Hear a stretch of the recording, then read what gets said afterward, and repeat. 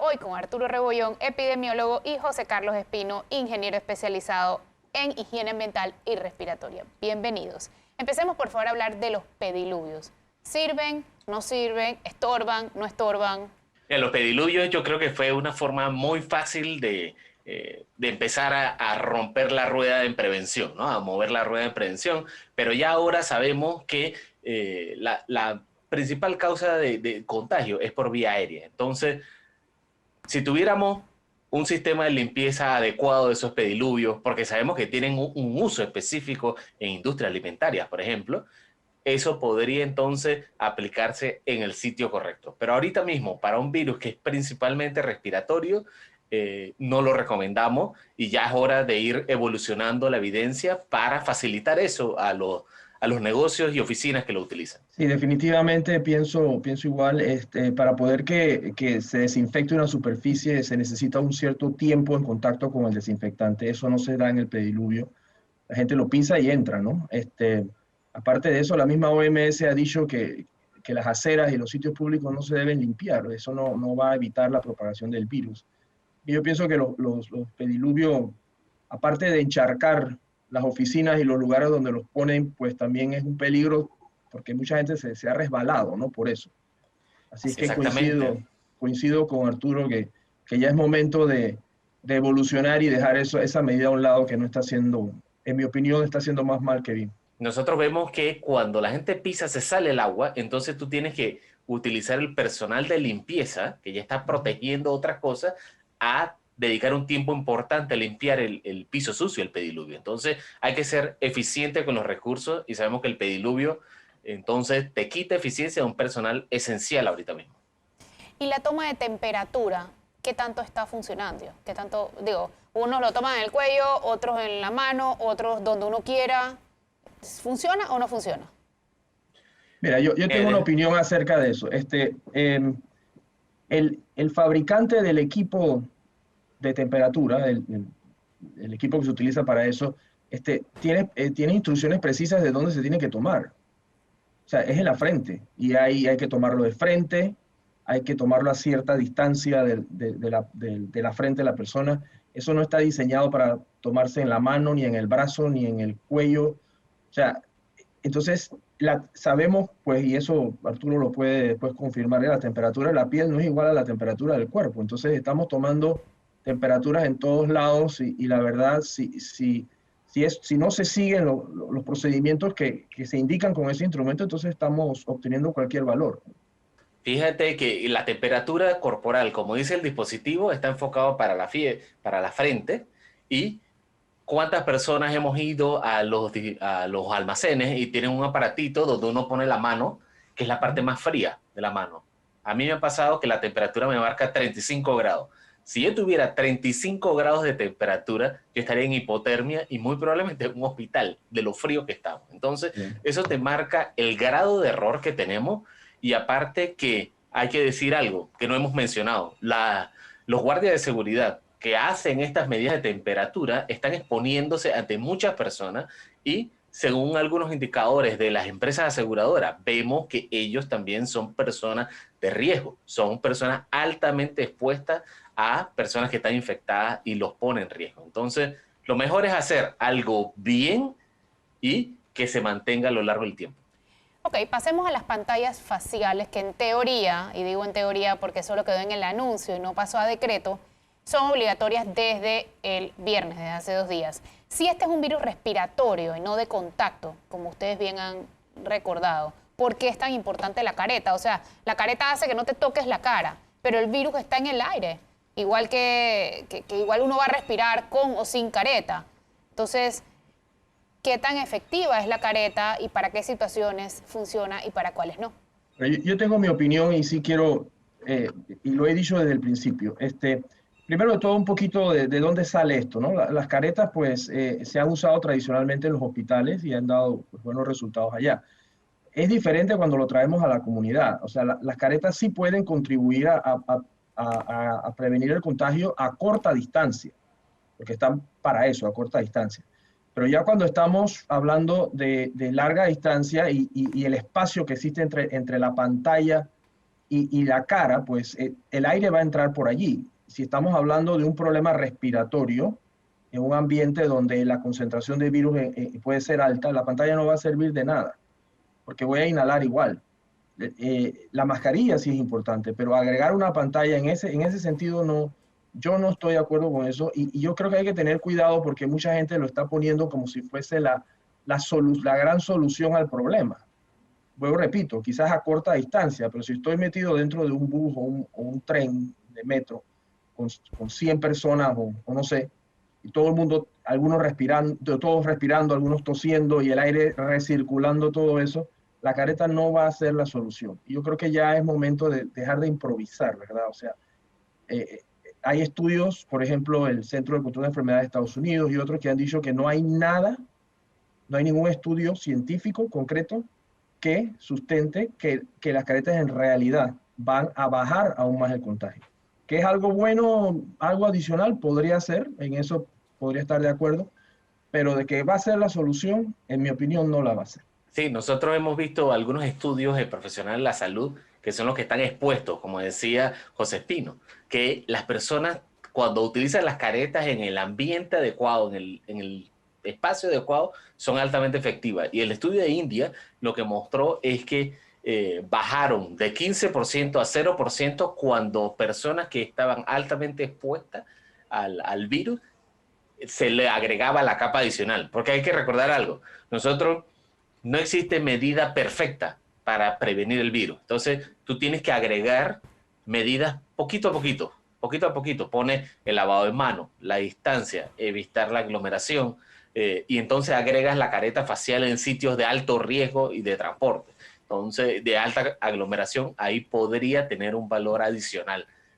Y más ahora viendo que la gente no tiene acceso a tanta agua y jabón como se puede esperar para poder lavarse las manos y tocarse la cara. Ahora, yo sí quisiera agregar que si tenemos un área muy congestionada donde la contaminación del aire en términos de virus es alta, la careta tiene poca efectividad porque la careta no sella contra la cara, ¿no? Exacto. Eso es algo importante que hay que entender. Vamos a un cambio comercial y seguimos hablando de las superficies, de las playas, de las medidas de bioseguridad. No se vaya.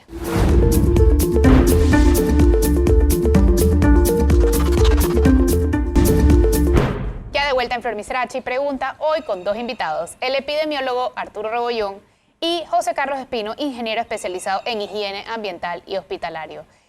Vamos a hablar ahora de las superficies. ¿Qué tan real es la contaminación por superficies? Lo ahondamos un poquito, lo tocamos un poquito en el bloque anterior, quisiera ahondarlo un poquito. Bueno, definitivamente ha sido una forma de transmisión que está documentada. Sin embargo, los estudios científicos que hay han indicado que realmente no es la principal vía. No quiere decir que no sea una posibilidad, pero la principal vía es más que todo pues por aérea y por transmisión a corta distancia. Nosotros tenemos que tomar en cuenta que este es un virus que es altamente infeccioso y hay que atacarlo por múltiples frentes. Entonces, sabemos que el virus sobrevive en superficie, dependiendo de la superficie que tenga, ¿no? Si es acero inoxidable, hay estudios que muestran que demora 24 a 72 horas y es por eso que es la importancia de tener protocolos de limpieza en las oficinas. Y no son protocolos exagerados, protocolos de limpieza usuales y tradicionales con los productos normales que se utilicen. La cosa es que se hagan bien. Miren que no estamos diciendo que sean perfectos, sino que se hagan bien. Entonces, igual, como decía José Carlos, esto es transmisión aérea principalmente. Y hay que enfocarse más en estas áreas, en ventilación y ese tipo de cosas. Yo sí quería agregar algo también, y es que limpiar, y ahora pues ha introducido la palabra desinfectar, ¿verdad? Cuando la palabra desinfectar normalmente la usábamos en los hospitales, o sea, allá donde se desinfectaba, siempre habíamos limpiado, estamos hablando fuera de los hospitales. Ahora todo el mundo dice que está desinfectando, ¿no? Desinfectando hay mucho más allá de solamente pasar un trapeador o un trapo por una superficie, ¿no? Y esas son cosas importantes que debemos también considerar. Hay cualquier cantidad de desinfectantes de amonio cuaternario de quinta generación, hipoclorito de sodio, que la mayoría de la gente no entiende. El proceso de desinfección es un proceso que hay que atacar con cuidado y hay que saber lo que se está haciendo. Así es que no, el hecho de que yo esté solamente cambiando la solución que antes limpiaba y ahora me llamo desinfección no necesariamente quiere decir que lo estoy haciendo correctamente. Entonces, para entender bien es usar los mismos productos, pero usarlos bien, ¿cierto? Una de las claves de la desinfección que no se está haciendo es lo que se llama tiempo de contacto. El desinfectante no actúa en forma inmediata. Necesitas tener el desinfectante en contacto con el virus o la bacteria, lo que sea, por una cantidad de tiempo que el mismo fabricante te dice. Por ejemplo, un amonio cuaternario son 10 minutos. Ahora, ¿quién mantiene una superficie mojada 10 minutos? Nadie. O sea, eso es mentira. Le pasamos una vez el trapo y decimos, ok, ya eso está desinfectado. Y ese mismo trapo lo usamos en otra área después, entonces nos llevamos esas bacterias para otra área. Entonces eso se llama contaminación cruzada. Esos son conceptos que se manejan en detalle en los hospitales, pero cuando entonces ahora traemos esto a los ambientes no hospitalarios, tenemos que enseñarle a la gente que hay veces que si no tenemos los procedimientos correctos podemos empeorar la situación. O sea, sabemos, por ejemplo, que los baños son focos de infección. El contagio por vía fecal y orina está documentado. Entonces, no, tengo que tener cuidado que estoy usando para limpiar el baño y si ese mismo equipo me lo va a llevar para limpiar otra área, por ejemplo, de la oficina o la casa, ¿no? Así que eso es importante. Por otro lado, también respetar las concentraciones. O sea, si me dicen que eche tanto de tanto, eso es importante. Ya no puedo estar echando un chorrito, ¿no? Como antes, un balde le echaba un chorrito y con ese chorrito yo pienso que voy a desinfectar. Porque No. ya olía bien y ya. Sí. O mientras más huele, más desinfecta, que tampoco es cierto, ¿eh? El hecho de echar más no quiere decir que voy a desinfectar mejor. Entiendo. Eso es importante, pero los mismos productos, o sea, se usan los mismos productos que antes del COVID. No, para limpiar se utilizan detergentes, jabones principalmente, ¿no? Para desinfectar se utilizan productos químicos que se llaman desinfectantes. Ujú. Algunos de ellos sí se usaban antes, por ejemplo, lo que comúnmente llamamos Clorox, que no es cloro, Clorox es la marca, ¿no? Es hipoclorito de sodio. Lo único que ahora pues tenemos que concentrarlo un poco más, ¿no? Lo que llaman amonio cuaternario de quinta generación, que el común que encontramos en el supermercado es el Lysol, por ejemplo. Es un amonio cuaternario. Y hay cualquier cantidad de soluciones. Lo que pasa es que cuando entramos a desinfección, entonces la cantidad de desinfectante versus la cantidad de agua que lo diluyo va a cambiar. Y lo más importante, el protocolo, cómo se hace, también va a cambiar. Y eso hay que tomarlo en cuenta. Quiero preguntarles por las playas. Las playas, esta semana vimos varias contradicciones. Finalmente están cerradas hasta el 15 de marzo, por lo menos en Panamá y Panamá Oeste. ¿Cuál es la opinión, doctor Rebollón, de esa medida? Miren, la playa en sí es un sitio de bajo riesgo, ¿no? Es un sitio de bajo riesgo porque tiene amplio espacio, aire, buena brisa y eso diluye la cantidad de virus en el aire. Pero nosotros tenemos que ver que la playa no es un sitio específico, sino un continuo desde que tú sales a tu casa, te montas en el carro, te montas en el bus y viajas a una playa que está a 2 horas de distancia. Entonces, ¿dónde está el riesgo? En las 2 horas de distancia de transporte, que volvemos al tema anterior, los espacios cerrados, ventilación. Entonces, esos sitios son los que hacen que sea de transporte y cuando llegas a la playa, entonces te aglomera. Nosotros tenemos que estar claros que nuestras playas en Panamá lastimosamente no tienen una infraestructura para meter miles y miles de personas ahí como se ve en otros países. Pero esto es una oportunidad para que los propietarios de los restaurantes delimiten los espacios de cuánta gente se puede poner ahí y disminuyen así mismo su riesgo cuando están allá en las playas. Entonces, por mi parte, las playas son de bajo riesgo, hay que tomar medidas adicionales en el transporte hacia la playa. Ingeniero Espino, ¿qué otras medidas de la reapertura usted no ha entendido? ¿Por qué no están como en el orden esperado o lógico? Por ejemplo, las caretas que hablábamos se están exigiendo para los restaurantes a partir del 15 de febrero, pero no en las iglesias que acaban de abrir, que ya pueden hacer sus cultos, etc. Por ejemplo, están los cines, teatros, todo el gremio artístico el 15 de marzo junto a los casinos. Entonces, este tipo de medidas, ¿cuáles le parecen coherentes, cuáles no? Ok, mira, como ya se ha dicho, la parte de transmisión aérea es importante y eso yo creo que ya está más que probado que es una de las rutas principales de contagio. El problema que tenemos en Panamá, y lo digo por experiencia, porque he trabajado con muchos edificios ya, son los sistemas de ventilación, ¿ok? Los sistemas de aire acondicionado. Ahora bien, sí quiero dejar claro qué significa ventilación. Ventilación no significa mover aire por mover aire. Ventilación significa traer aire de afuera, aire fresco. Porque si nosotros movemos el mismo aire dentro del local, llámese lo que sea, puede ser un cine, un almacén, una oficina, lo que estamos haciendo es moviendo aire contaminado. Es como si estuviera fumando, ¿no? Si yo no abro las ventanas y traigo aire de afuera, ese humo va a seguir circulando.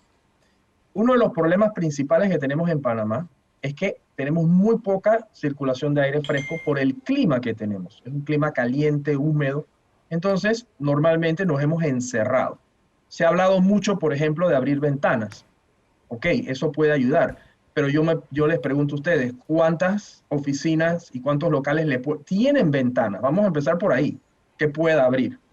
Así es que es muy importante entender que necesito ingresar aire y si eso no lo puedo hacer, mientras más tiempo paso dentro de un lugar con mayor cantidad de gente, mayor la probabilidad de contagio. Por otro lado, tenemos el problema en Panamá que el split, las unidades split son muy comunes. Las unidades split son peligrosas. Las unidades split están recirculando aire, no tienen ningún tipo de ingreso de aire. Y de acuerdo a nuestro reglamento de aire acondicionado y ventilación, no puede haber más de 5 personas en una oficina con split. Eso es la ley ahora mismo y así se tiene que diseñar. Sin embargo, vemos, por ejemplo, restaurantes que tienen split. Vemos oficinas que tienen split. Y así sucesivamente. Lo que estamos haciendo es recirculando ese mismo aire que si tuviésemos un enfermo dentro de ese local y que está generando partículas infecciosas al ambiente, lo que estamos haciendo es aumentando la dosis a medida que el día va avanzando. Así es que una de las medidas principales que yo recomendaría es que ya el MINSA acepte que esto es un problema, la transmisión aérea me refiero, y comience a exigir que las empresas hagan una evaluación y que puedan asegurar un mínimo de ventilación. Y termino diciendo que el aforo, o sea, la cantidad de gente que entra a un local, que sí estoy de acuerdo que hay que mantenerlo 2 metros, pero también va a depender del aire acondicionado. Hay estudios que ya demuestran, yo puedo tener una persona a 6 metros de distancia y se me puede contagiar, porque lo que estoy haciendo es que el aire que yo estoy exhalando, si estuviese enfermo, lo estoy recirculando y lo está respirando otra persona. Así que esas son cosas que tenemos que considerar. Vamos a un cambio, ya volvemos y seguimos andando un poquito en este tema que es la clave de la entrevista. No se vayan, esto es Flor Misrachi Pregunta.